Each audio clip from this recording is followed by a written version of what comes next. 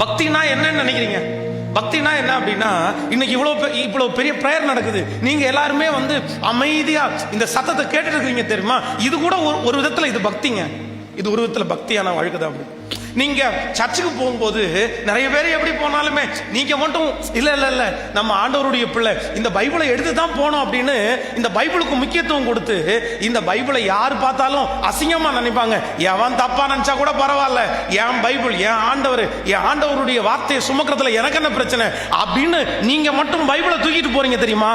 நீங்க பக்தி உள்ளவங்க. இந்த உலகத்துல எல்லாருடைய மொபைல்ல பாத்தீங்க அப்படின்னா அவங்க ஸ்கிரீன் சேவியரா எதோ வேணாலும் வச்சுக்குவாங்க. அவங்க போட்டோ வச்சுக்குவாங்க, அவங்க அம்மாவுடைய போட்டோ வச்சுக்குவாங்க, அவங்களுடைய ஃப்ரெண்ட்ஸனுடைய போட்டோ வச்சுக்குவாங்க. ஆனா பக்தி உள்ளவங்களை எப்படி தெரியும் தெரியுமா? அவனுடைய போனை ஆன் பண்ணி பார்த்தாலே அவனுடைய போன்ல வசனம் தான் இருக்கும், அவனுடைய போன்ல. சோ இது ஒரு விதத்துல ஆண்டவர் மேல அவங்க வச்சிருக்கிற பக்திக்கு அடையாளம்.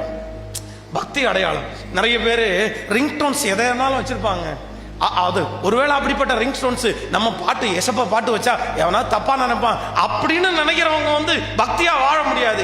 எவன் என்ன நினைச்சாலும் பரவாயில்ல, என் ஏசப்பாவை ஆராதிக்கிற பாட்டை நான் வைக்கிறேன் பாரு அப்படின்னு யாரோ ஒரு சிலர் மட்டும் தன்னுடைய பக்தியை வெளிப்படுத்துவாங்க தெரியுமா? நான் சொல்றேன், அவங்க தாங்க பக்தி உள்ளவங்க, அவங்க தாங்க பக்தி உள்ளவங்க.